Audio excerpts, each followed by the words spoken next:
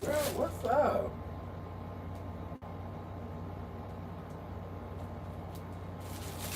Good job. Hold on.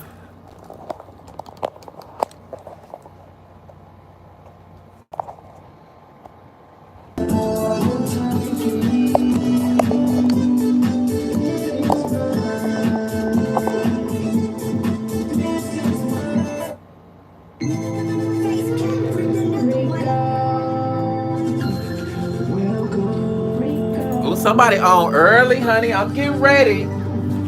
Hold on. I'm getting ready, honey. Let me see. Got everything. Where's my notes? Okay.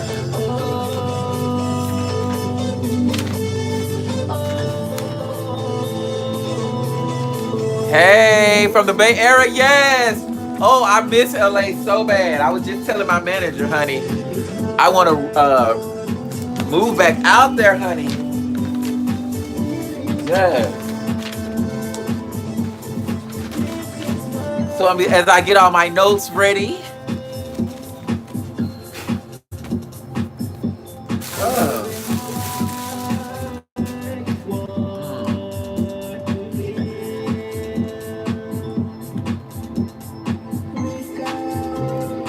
We got one more minute, honey. Negroes are still trying to log on, honey. Child, I'm sorry. What are your thoughts on Nikki?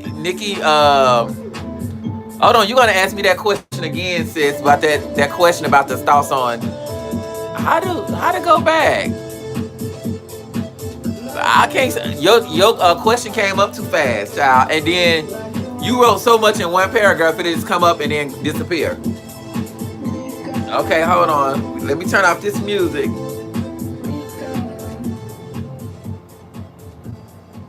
Hold on, give me a second. Let me do the intro. Hey.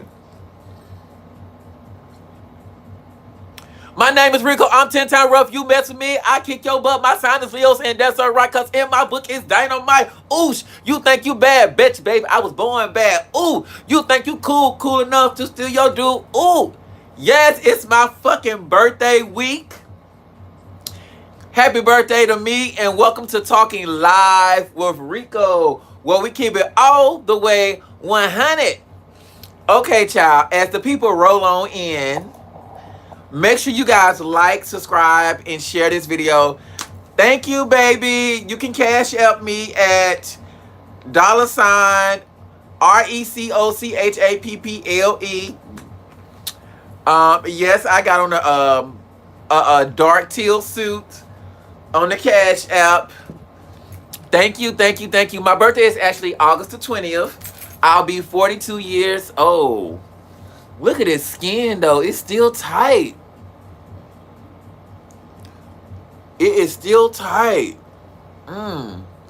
Baby, when I tell you, when I get older, I'm going to get so surged. I'm going to be sleeping like this. Trust me, I'm going to keep me a doctor on speed dial, baby. Okay, now what was the question about Trina and all that stuff? Because I don't be keeping up with all that trash, child. I don't. I really do. I don't at all. So, baby, we're going to talk about money. We're going to start off talking about money. Because I always get the question about my finances. I always get the questions from my family, from the people around me, like, oh, how you do it? What are you doing next? Etc., etc., etc. I think my biggest regret of when I first hit this fame elevator or whatever, is not necessarily saving, but buying a piece of property or multiple properties. That's what my biggest regret. And just moving forward, that is my goal. That's a short-term goal for me by the end of this year to buy a property. And so I'm gonna tell you how I'm doing it. I am making a lot of crazy sacrifices. And one of the sacrifices is I'm actually staying in my warehouse to cut. It's literally saving me about $2,000 a month.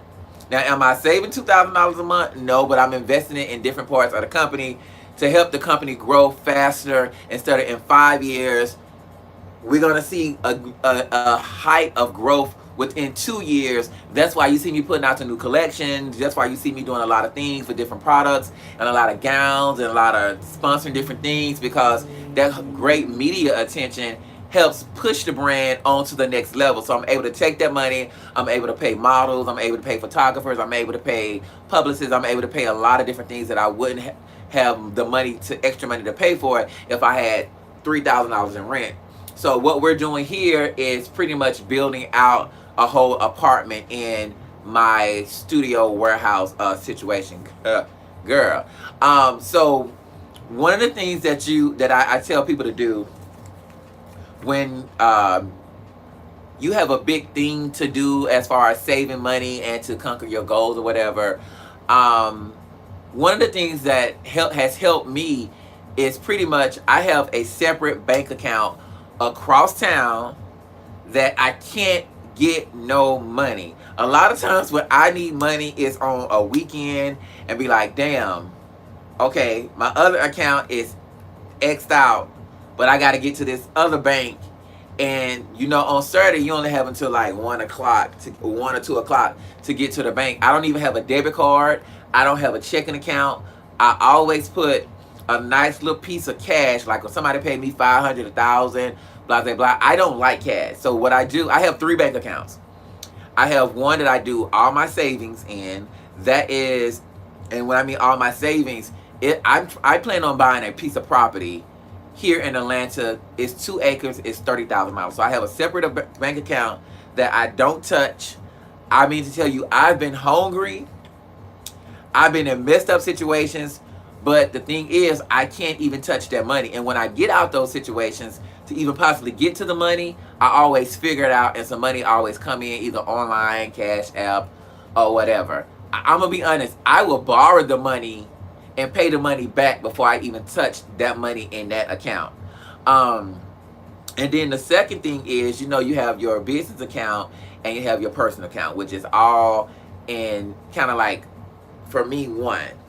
And what I do all day, I put myself on daily budgets, and I make sure, like, when one card is below its budget, it's a wrap for me.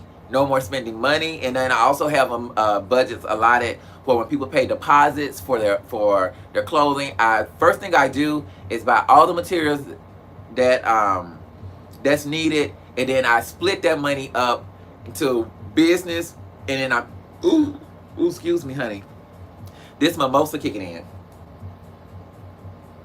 So, and I put in my business, and I pay myself in my personal account, because one of the things about buying properties and all that good stuff, you gotta have, I always say it takes money to make money. You gotta pay your taxes. You gotta show a record that you making money, even though you have to pay these taxes. You can't say you claiming all this and all that, because this is what they're gonna tell you. They're gonna say, okay, you're making $500,000 a year, but you're spending $450,000 to run your business. So technically, you only have $50,000, so you can't get approved for this $400,000 house or 200, whatever house that you're looking to buy. Or for me, I'm buying a piece of property. I'm building a fabulous ranch-style open floor plan house. Only rooms are going to be the bedrooms. The only walls are going to be the bedrooms and the bathrooms. It's going to be like a compound. The courtyard is going to be in the middle. I'm looking in Stockbridge, Georgia, right now, and pretty much move there, help my kids. If I sell the property, hold on, let me see. Hope to see you on QVC or HSN soon. I really do hope that I'm working on that HSN and all that good stuff. That's one of the reasons why I've been going back and forth to China, because I'm working with different manufacturings and facturers and testing out a lot of different products to help build the brand and stack everything up and make sure when we do those massive sales that y'all don't get y'all orders in 2 or 3 months, because me and my little team is making everything ourselves. Like, we're trying to get when that new product come in and it sell out and we sell out 100 of them, it need to be going out within the next 2 days. So that's what I'm working on now. That's why you see my trips back and forth to China. I'm selling the fabric, I'm selling the hair, I'm doing this, that, and third. And my manager Alvin Williams, he's working on a big deal with me from this for this YouTube personality that just is striking it rich right now. So I'll be doing some products for her. Hey Reco, love the fall collection. Thank you, thank you. Cakes by Lamika. You need to send me some cakes, honey. But you can go see the fall collection on fall 2019. It's on YouTube. And you can go to houseofchappelle.com to see it. And I'm going to keep on saying this the whole video. Bitch, it's my birthday week, honey. Y'all always say y'all want to support black brands, honey. You need to log on the fucking website and buy a motherfucking t-shirt right the fuck now. Okay, back to money. Y'all know I'm trying to build that house and have me some damn badass kids. So y'all need to go ahead and buy you a t-shirt. Shit. So, okay, back to the money thing. So, pretty much, you need to write down all your expenses. You need to see everything. I like having everything laid out so you can see everything all day. You need to constantly, how to order. Go to houseofchappelle.com. And Chappelle is spelled Chapple. Okay? And we go up to a 5X. So y'all wide back sisters and brothers with them broad ass shoulders and that big ass stomach, honey. But I'm not even gonna lie. I'm up on a medium and a large right now because I look like I'm 3 months pregnant. We'll talk about that on another video. And so, so you need to lay everything out so you can see your finances. You need to constantly check your debit card, because I'm telling you what, I have a bad habit of doing. I got a bad habit to subscribing to different shit on my iTunes. I got a bad habit of downloading music. I got a bad habit of subscribing to OnlyFans pages. And you know about the OnlyFans pages, honey, with a thirsty gays that can't escort no more, honey. They do be doing porn, and they charge you like $4, $10 a month, and I be looking at people's pages and shit. I have a bad habit of doing that, so I'm always checking my and see what I spend. And so I have my main bills, which is I'm only paying $1,000 a month for my warehouse. So I have my warehouse, I have my car, I have my my 2 phones, and then I have my my website expenses. I have my all that good stuff. So I had to go through the list and be like, okay, the red star is what I gotta have. I gotta have this money put aside to pay these bills. And then the next is a green star, is that it's stuff like the cell phones, the car insurance. I'm gonna tell you what I did with my car insurance and all that good stuff. And so you got to figure out how to lower those things so you can save money. And know that extra money is allotted for either 2 things. It's either allotted for me, my property, which I put in my account across town, or it's allotted for the advancement of the business. Because people always say, how do you do it? This, that, and the third, yada, yada, yada. When I mean to tell you, I would sacrifice not eating and save my money or put it towards a project to make sure it's going to be absolutely amazing so I can make a lot of money, and then I go out and splurge or whatever. And then you also got to reward yourself. Hey, from Brooklyn. Hey, Kim J. So you also got to reward yourself and kind of applaud yourself on certain things as well. But when I award myself, I award myself on things like things that can help build the brand. Like I may buy a new ring light or may buy a new lens for the camera because I know I'll make that money back. My car insurance. So when I moved back from LA, I had this big old Toyota 4Runner. I was paying like $650 a month for the Toyota. For this big old truck. I couldn't drive in LA because it was so big. It was so big and it was hard to park everywhere. And then you would have to pay $20 a park, or you had to valet it and let them park it. So you'll be coming out $30, $40 in LA, and everything is so expensive. So I decided not to drive. Insurance was damn near $400. So I was literally paying $1,000 a month for this truck that I barely drove. I stopped paying the motherfucking car note. I'm just gonna tell you the truth. I stopped paying that motherfucker. So I was like, okay. So I was like, you know what? Let me get my ass back here to Atlanta. The car was they was calling to pick up the truck. I said, you know what? Y'all come pick up the truck because it's just too much. Anyway, I don't drive it. I don't know why I got the well, I do know why I got the truck. I was living in Atlanta. I was trying to floss. It was a great look for this little bitty ass nigga to pop out this truck, and it was all big and it was all plush and it was all nice. I can carry all my shit in there. It was whatever. And so I said, come pick the truck up. I didn't have to pay the insurance, so that saved me so much money. So what I turned around and did, I got a Toyota Corolla. And everybody was like, a Toyota Corolla, but I'm going to tell you the method of my way of thinking with this Toyota Corolla. When I gave up the truck, of course I didn't have no car for a couple of months. But the great thing about the truck, it didn't go on it was immediately taken off my credit report because they sold it, because it was like a brand new truck. I didn't drive it in LA. It was only 2.5 years old. It didn't have a lot of miles. Because they said, they even asked me, did you ever drive the truck? I was like, I did, but I mean, I drove it to LA and back. But I didn't drive it. Even when I was in Atlanta, I didn't drive it much at all. What you saying? Now, Reco, I love you. I love you too, baby. King Delta. Okay. King Delta as in Delta Sigma Theta Sorority, or King Delta as in Delta Airlines. Because if it's King Delta for Delta Airlines, I want to buy your companion pass. But anyway, so it came off my credit report immediately, and my credit score jumped the fuck up. It jumped the fuck up, and I was so amazed and so surprised.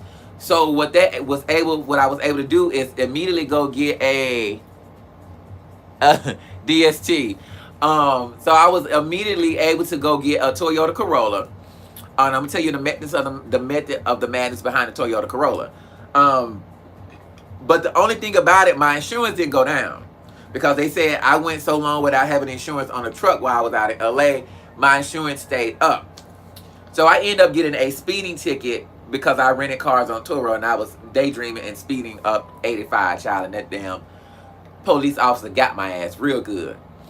And so I took a defensive driving class, and on my Toyota Corolla, my insurance was damn near just as much as the amount of the car. So I said, you know what? I'm going to try something. I let my insurance lapse, right? I didn't necessarily let it lapse. I was late paying that bitch. And Geico said, you got to pay XYZ and this much to get back on. So I said, you know what, y'all? I'm not finna pay that much for this damn car that I don't even drive, because I barely drive. I barely leave this goddamn warehouse. And so what I did, I called Liberty Mutual, and I said, look, this is what I want to pay. I said, I barely drive the car. They asked me a couple of questions, blah, blah, blah, blah. He was like, you shouldn't be paying that much because you pretty much use your car only for work. You barely, you in the same place you work. You barely go anywhere. You go to this, maybe drive 2 miles a day, literally drive 2 miles a day, if that. And I was able to get my car insurance down $174. Now, since I got the insurance down $174, I don't go spend that money. I save that money to that other account. So even though it kills me sometime, and that means I can't go to Red Lobster, bitch, I may have to go to Waffle House to eat, but I'm still, in my head, my goal is to buy a property. I hate insurance. My insurance, yes, the insurance is crazy. So that's how I worked out the insurance. And then, like all the other bills, the phone, I have 2 phones. I pay $214 a month in my phone bills. And I'm trying to figure out now how to cheapen that, because I need my phone bill to be about $150 a month. So that's pretty much on the money situation. At the end of the day, Um, if you don't have it, don't spend it. Your credit card should be only used for emergencies. If you got American Express and you got points, I get it. You pay all your bills with your American Express, pay that shit off once a month to build up points. Um, but as far as just spending regular cash, and I tell my, I used to tell my nephew all the time, and I'm actually so proud of them. I don't talk to them little nappy head fuckers now because they mean and nasty and disrespectful. But I'm so proud they bought their first piece of property, because now my sister and even myself, they can learn from our experiences, because we're teaching our young kids about credit and money and financing. And I remember before we had our little debacle, and I don't want to put family business out there, but I was telling him that when he graduated from school, he can actually come stay with me, because he need to save his money and buy his own house. But him and his brother bought a duplex. I don't know what they're doing with the duplex. Hey, if you want to buy property, go through a nonprofit called Nike Just the loan through. Email me that. I couldn't read everything because it pops up so quick, and it goes away. But girl, I'm not trying to get no loan. I'm finna buy it cash. No shade. It is what it is. Now when I get the house built, that may be a different story. But I talked to some contractors. The great thing about me, I have a background in architecture engineering. That's why I went to the Tennessee State University on a full scholarship under Dean Decatur Rogers. Go, Dean Rogers. I do know a lot about reading floor plans and knowing what I want, and knowing a great efficient way to execute the look that I want. And plus my degree is a BS degree in family consumer science with a concentration in design and interiors from Tennessee State University. So I know about the design process and all that good stuff, and I have engineer friends and all that good stuff, so I can cut a lot of corners on getting things built. Consider staying liquid, keep as much cash. I can't talk about that because that may be incriminating evidence, sis. but that's my whole spiel on money. That's my whole spiel on money. I'm still learning about finances, even at the late age of 40. But it's never too late. I learned the hard way. I'm just gonna be honest. I learned the hard way. In my 30s, early 30s, I was killing them, making money, $56,000 in 1 month, $30,000 in 1 month. I was killing up, and I did not take that money and buy a property. I remember at one time I was spending over $6,000 in rent on 3 different places. $6 fucking grand every month. Sometimes it was late, but it was paid. But I think I learned my lesson. Even now, where I'm looking into commercial spaces to buy and see what the steps is buying a commercial space. But one great thing, I do qualify for a first home owner's loan. And one of the things that I'm looking at, if I do decide to go that route, is to buy either a duplex or a quadplex, to rent those things out or put them on Airbnb and make a substantial amount of money. I just think moving forward, my mind is just programmed different, and I'm able to sit back and watch a lot of things go on, and that I'm just not interested in. I'm not interested in going out. I'm not interested in hanging out. I'm not interested in popping bottles, sitting in the VIP section. I've done that, but it's just never really been my thing.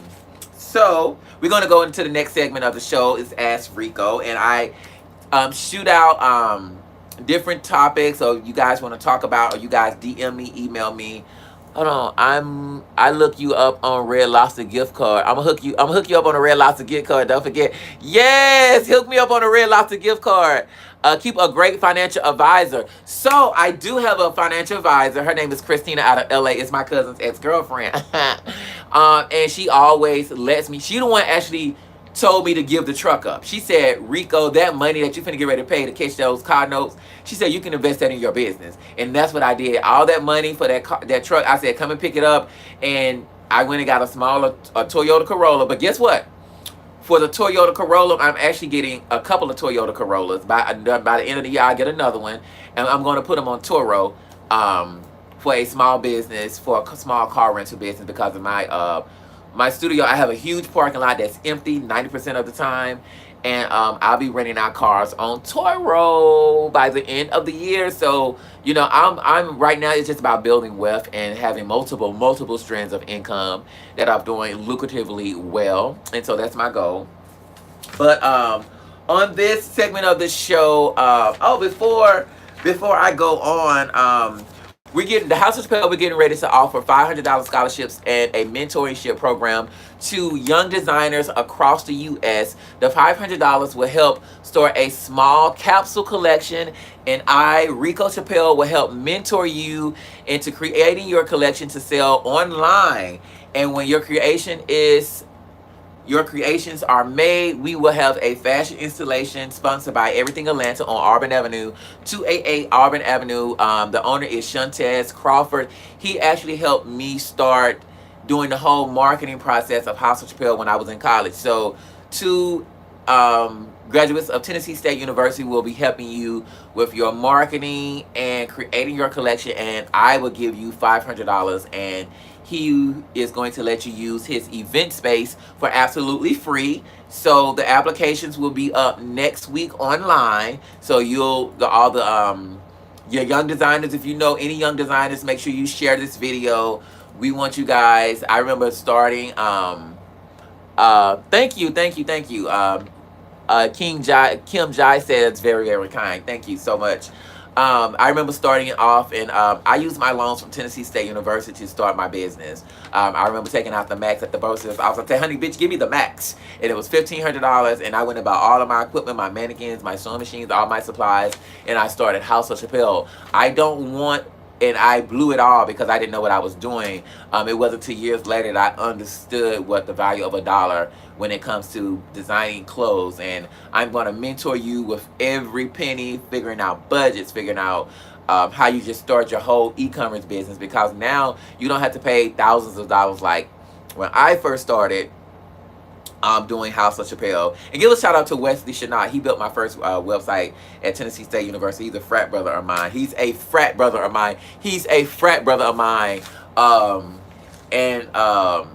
You know, but like I said, $500 to a young designer. Make sure you like and subscribe and share this video to a lot of young designers. The application will be up next week on houseofchapple.com, and the ending date will be September 15th.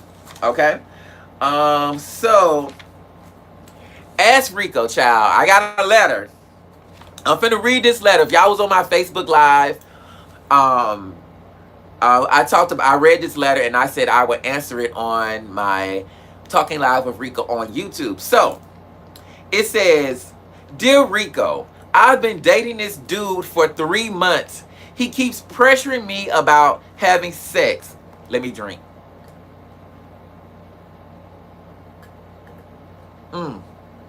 That is so good. He is pressuring me about having sex. The other night, we almost took it there. But I asked him, did he have any condoms? And he said, no, I'm good. Plus, I'm on prep. But knowing that I ate two chili dogs earlier, I knew it couldn't go down. So, Reco, how do I ask him about his status without running away? Signed, Sexless and ATL. So, child, and it's going to go up to the next subject about me dating, child. I'm just going to keep it 100 with y'all, child. I don't know if y'all want to hear the truth on this one, child, because I'm finna fuck some of y'all heads up. So, you wrote this letter, and I'm not shaming you. You wrote this letter asking, how do I ask this dude about his status? He told you that he was good, and he told you he's on prep. But if I come to you and say, bitch, the sky is blue, the sky is orange, or the sky is pink and yellow, would you believe me? Here's my thing. And I can say one of the great things that my father and my mother and my aunt and everybody who raised me, from Diane to my grandma Virgia to my aunt Brenda to my cousins, they taught me to love me. And if you guys want to go back to some of my videos about, I talk about HIV. And I tell this story that when I first came out messing with guys, it was told to me that if you have unprotected sex, you're going to die. Not saying that it's the case, because now we're living in a society where the people that are third, fourth, fifth place, it's okay because we're gonna make you number one. And it's okay to be, no bitch, I want to be first. I want to be number one. I want to be the star. I want to be uno. I ask you, do you love yourself enough to ask that man, what is your status? And I'm gonna be honest, that's one of the reasons why it is so hard for me to date now in Atlanta, Georgia. When we go out on that date, I bring it up just like you have kids. What you do for a living? What's your HIV status? What's your this? What's your that? Let's just get that on out the way, and let's not have no blurred lines. And I ask that because I love myself. And I've been in a situation to where I've dated plenty of HIV positive people. It just didn't work out. I mean, not saying that all HIV people are hoes or this, that, and third, because most people that I do know that have the virus, they got it from they being in a monogamous relationship from their boyfriend, and their boyfriend probably got it from the ex and end up not knowing until a couple of months later. It's all stuff could happen. And so you know, I'm not status shaming anyone, but you just got to ask yourself, do you want to deal with that the rest of your life? But we know in 2019, it is not a death sentence. But I think a lot of the millennials think that, since it's not like when I was coming up, where you see most of the people that came out with me at Tennessee State University, that it was a group of us, it's like went from 12 to like 4 of us that's still alive. So you just got to ask yourself, do you love yourself? And I know, girl, you was eating that chili dog and that saved your life. That it was only God talking. Like, you need to watch Pose. Watch Pose and see how every week they was going through, and sometimes twice a week, that they was going through funerals because people was dying of HIV and AIDS related diseases. And I went to the Vision Church. It was a gala that they had. And the preacher said this year, over any of the years that he has been a minister or a pastor at the Vision Church, that he has buried more people in I think that time was a 6-month period that he has ever buried before. He's having funerals week after week after week after week. So this epidemic that we thought we had under control is now getting back out of control. And these guys are not my age. These guys are young, are in their 20s and in their early 30s. And I know people that have been HIV positive for 50, I mean, not 50, but for 20-something years that are in their 50s now. So it's no excuse not to get tested, which I have to go get tested. It's time for me to go get tested, and that may be a video that I'll share with you guys. And my video of me going gun shopping. You know, I've been getting threats and shit, child. So it's no reason for you not to take your medicine. And I'm gonna tell you, and you got to be honest with yourself and people around you. I remember I noticed some things in a friend of mine, and I was like, you know, you've been having that cold for a minute, you know, and you've been tired a lot lately. And for me to be 15 years older than me, I think you need to go get checked out. And so we went and got tested, because sometimes you need somebody just there with you to hold your hand. And he came back positive, and I was like, you need to go get on medicine. You need to go get on medicine. We need to get this So he ended up getting the right medicine, and he's doing extremely well. He's happy. He is in a great space. We talk all the time. I make him laugh. He make me laugh. Like we still great friends. You know, we never dated or anything like that. But it's just the point of me being there, me noticing something in my friend, that I was happy. Our relationship is so great that we can have these open, great conversations with each other about this thing. And I possibly probably kept my friend from passing away on me, because I just see so many young kids passing away. And I dated this guy a couple of months ago. And one thing that I loved about this guy, he asked me, oh, and I was like, baby, what's up? We can go to the clinic now, tomorrow. It doesn't matter, because usually I'm the person that's asking, and I'm 11 years older than that guy. And for someone that young, ask, I was like, oh, you a keeper. But he was a little bit selfish though, child. So I had to get rid of him, child. He was doing the most. And he was a little bit thirsty for attention too. I had to watch out for them guys. So that's one of the things about me dating in Atlanta. I asked a question, and some people feel like it's so aggressive. When I lived in LA, most people brought it up. Dating life was good in LA because people was open about their sexuality. They was open about what they was into. They was open about their status. They was open about what they're trying to do. They was open to, you know, endless possibilities of dating. They didn't care. They like you as a person. You make them laugh. You funny. You this, that, and the third. Hey, you want to go hang out? Go to Whole Foods? Have lunch? Yeah, sure. You want to go to the movies? Come walk with me, so and so, so and so. Dating was so better for me in LA.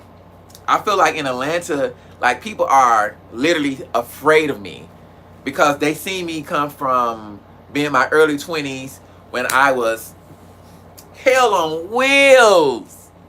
You know, I'm old and settled like a old nasty red wine, honey.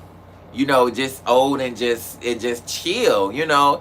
And so it's just like, when people don't know me, I try not to give out my social media because they automatically go scrolling.